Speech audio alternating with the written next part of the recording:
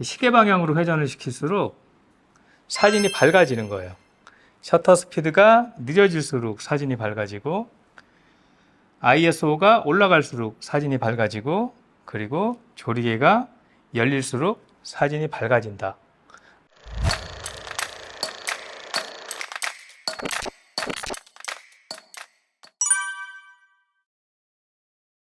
안녕하세요. 포토그래퍼 박정훈입니다. 저희 채널에서 아무래도 아주 사진을 처음 접하시는 분, 특히나 DSLR이나 미러리스를 처음 접하시는 분들을 위주로 이제 강의를 하는 것들이 있다 보니까 여기에 따라서 이제 저희 인스타그램 같은 경우는 DM으로 문의들이 좀 많이 들어오고 있습니다. 근데 이제 그 중에서도 이제 오늘은 사진을 이제 처음 접하시다 보면 그 사진 용어들이 나오는데 그 용어들에 대해서 좀 궁금한 것들을 용어를 좀 정리를 해달라는 내용들이 몇 분께서 오셔가지고 기존의 카메라나 사진에 대해서 많이 알고 계신 분들한테 너무 친숙하고 쉬운 내용이지만 이제 시작하시는 분들에게는 좀 도움이 될 수 있을 것 같아서 내용을 좀 준비해 봤습니다. 한번 보시고 그 용어들이 정확히 무엇을 뜻하는지 인지하시면 좋을 것 같습니다. 네, 그럼 이제 한번 그 첫 번째 나온 단어가 있습니다. 이름이 노출 삼각형이에요. 그 내용은 아주 간단합니다, 사실은. 네, 이제 이렇게 세 가지를 삼각형으로 그려놓은 건데요. 사실 이 노출 삼각형이라고 되게 표현을 잘 한 것 같고 정말 좋은 정리인 것 같아요.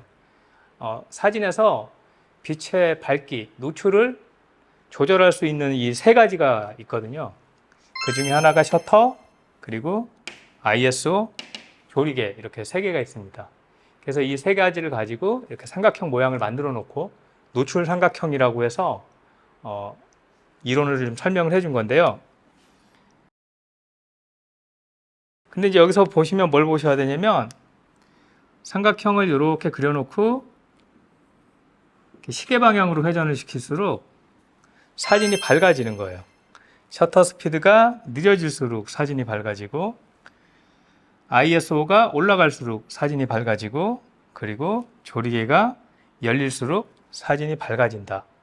이 내용을 이렇게 간단하게 표 하나로 설명을 해 놓은 겁니다. 그래서 이제 이게 노출 삼각형이라고 이제 초보자들이 처음에 이제 노출에 대해서 검색을 하시다 보면 나오는 단어여서 이제 간단하게 제가 설명을 한번 드렸습니다. 그럼 이제 여기서 ISO는 뭔지, 또 셔터는 뭔지, 조리개는 뭔지 하나씩 한번 설명을 드리도록 하겠습니다. 이걸 기억하시면 돼요. 셔터는 셔터 스피드. 그래서 시간을 조절하는 거예요. 여러분들 이제 카메라에서 보시면 땡땡이 붙으면 초예요. 2 땡땡 하면 2초, 1 땡땡 하면 1초. 그럼 이제 보통 그냥 2라고 되어 있으면 요거는 사실은 2분의 1초를 얘기하는 거고 4라고 적혀 있으면 4분의 1초를 얘기합니다. 반면에 여기 4 땡땡이면 요거는 4초를 얘기하는 겁니다. 그래서 4초보다는 4분의 1초가 확실히 엄청 빠른 시간이죠.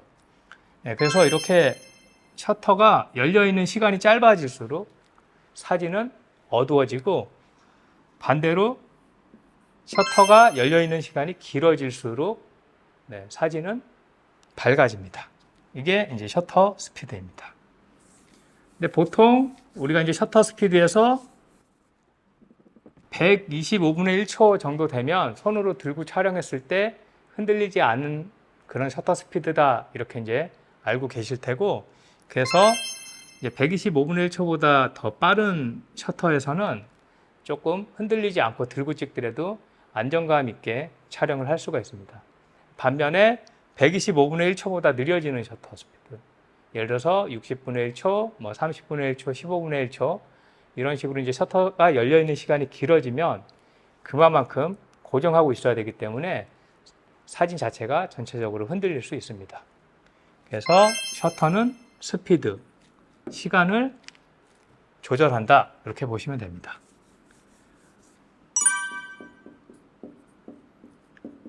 이 조리개 같은 경우는 스피드라기보다는 빛이 들어가는 구멍의 크기, 이렇게 작게 구멍이 열려 있느냐, 이렇게 크게 구멍이 열려 있느냐, 이 중간 단계들이 있겠죠. 거기에 따라서 같은 시간 안에 빛이 들어가는 양이 달라지게 되겠죠. 입구가 좁을 때랑 입구가 넓을 때는 같은 시간 안에 들어가는 양이 분명히 차이가 있을 거예요. 그래서 이 조리개는 이 구멍의 크기를 조절해서 빛을 많이 받아들이느냐, 작게 받아들이느냐. 그래서 사진의 밝기에 영향을 주는 장치입니다. 빛의 양을 조절하는 게 ISO라고 하는 게 있습니다. ISO라고 하는 게 셔터랑 조리개랑은 조금은 달라요. 왜 그러냐면 셔터와 조리개는 이제 물리적인 방법으로 빛의 양을 조절했다라고 하면 이 ISO 같은 경우는 상이 맺히는 이미지 센서가 있어요. 이 이미지 센서를 빛에 더 민감하게 만들거나 조금 빛에 둔하게 만들어서 같은 시간 혹은 그리고 같은 시간과 같은 그 조리개 구멍의 크기에서 빛을 노출을 시켰는데 빛에 민감해질 때는 더 빛의 양을 많이 받아들이고 쉽게 얘기해서 빛에 조금 둔감한 상태로 만들어 놓으면 빛을 받아들이는 양이 좀 작아져서 빛의 밝기를 조절하게 됩니다. 그래서 이제 필름일 때는 이게 정해져 있었어요. 필름일 때는 뭐 ISO가 100짜리 필름이냐, 뭐 200짜리 필름이냐, 혹은 뭐 320짜리 필름이냐, 뭐 이런 식으로, 혹은 뭐 1600짜리 필름이냐, 이런 식으로 필름 자체에 처음부터 정해져 있었는데 지금 이제 여러분들이 디지털 카메라로 바뀌면서는 이 ISO를 조절해 가면서 편하게 촬영을 할 수 있는 상황이 되었습니다. 뭐 이런 식으로 나가고요. 뭐 최근에 나온 뭐 성능이 좋은 카메라들 같은 경우는 12800 혹은 25600까지 상당히 높은 ISO로 촬영이 가능하고 그만큼 이 센서가 빛에 아주 민감하게 반응해서 빛의 양이 충분하지 않다고 하더라도 노출량을 부족하지 않게 촬영을 하게 해주는 그런 기능들을 가지고 있습니다. 근데 다만 이 ISO 같은 경우는 ISO 수치가 높아질수록 입자가 좀 거칠어지는 단점이 있기 때문에 여러분들 좀 주의하셔야 되고요. 하지만 이제 요즘에 사진뿐만이 아니라 영상도 많이 촬영을 하시잖아요. 그러다 보면 이 ISO가 사진 촬영에서보다는 훨씬 더 좀 중요하게 작용을 하고 있기 때문에 여러분들께서 영상을 내가 좀 많이 찍는다라고 하시면 ISO가 어디까지 올라가는지 혹은 어느 정도까지 올렸을 때 노이즈에 큰 문제가 없는지를 확인을 좀 하시면서 제품을 구매하시면 좋을 것 같습니다. 그리고 이제 초점거리라는 단어가 나오는데요. 이 초점거리는 뭐냐면 바디가 있고 렌즈가 있어요. 그리고 바디의 안에는 이미지 센서가 있습니다. 그러면 이 보통 이제 렌즈 그 중심이 에서부터 이 이미지 센서까지 요 거리를 이제 보통 초점 거리라고 하는데요. 보통 광각 렌즈 같은 경우는 초점 거리가 좀 짧고 그다음에 망원 렌즈 같은 경우는 초점 거리가 긴 편입니다. 그래서 광각 렌즈는 초점 거리가 짧고 화각이 넓기 때문에 전체적으로 좀 초점이 많이 맞아 보이는 그런 효과를 만들어내고요. 망원 렌즈 같은 경우는 보통 여러분들이 이렇게 보실 때 렌즈가 크고 길다라고 하면 망원 렌즈가 많아요. 망원 렌즈 같은 경우는 이 초점 거리가 길고 그만큼 이제 심도가 조금 상대적으로 옅어지는 그런 상황들이 발생하게 됩니다.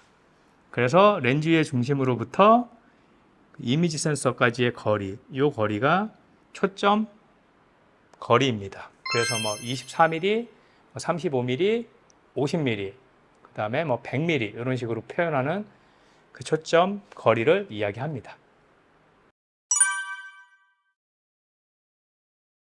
화이트 밸런스 많이 얘기 들어보셨을 거예요. 이 화이트 밸런스가 뭐냐면 흰색이 온전히 흰색으로 보이는 색온도입니다. 예.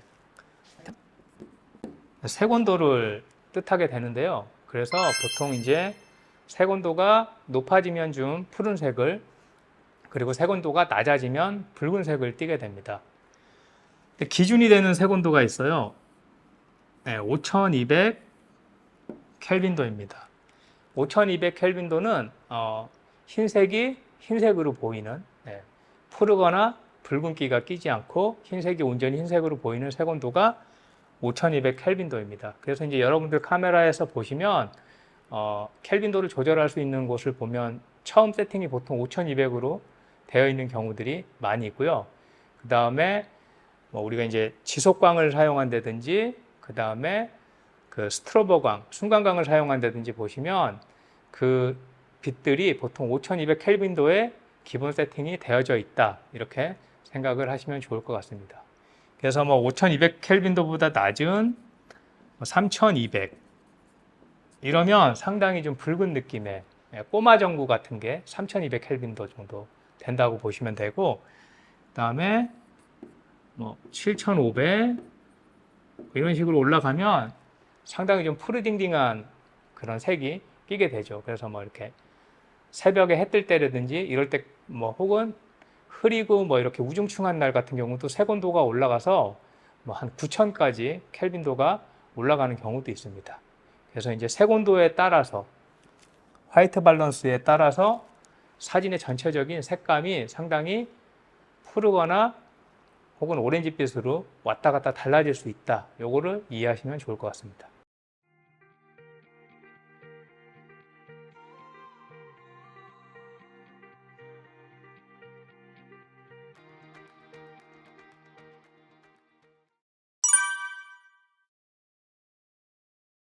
사진 촬영할 때 보면 이제 노출 얘기가 많이 나올 거예요. 이 노출이 상당히 중요하기 때문에 그렇습니다.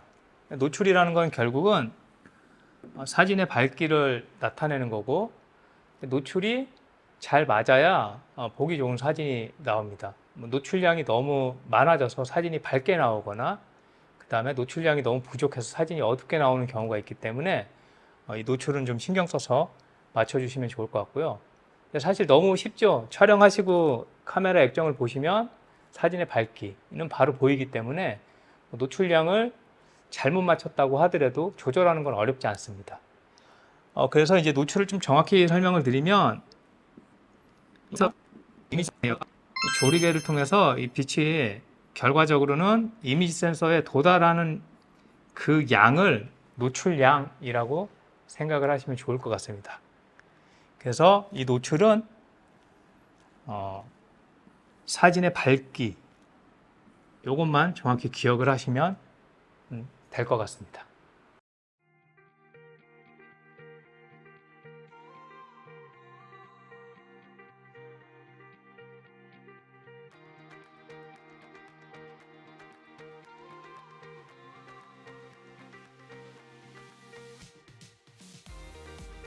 오늘 그 사진을 처음 시작하시거나 아니면 시작한 지 얼마 안 되신 분들 중에서 갑자기 당황스러운 단어들, 익숙하지 않은 단어들이 나와서 그 부분들 때문에 좀 고민하시는 분들이 있어서 그런 차원에서 내용을 좀 준비를 해봤습니다.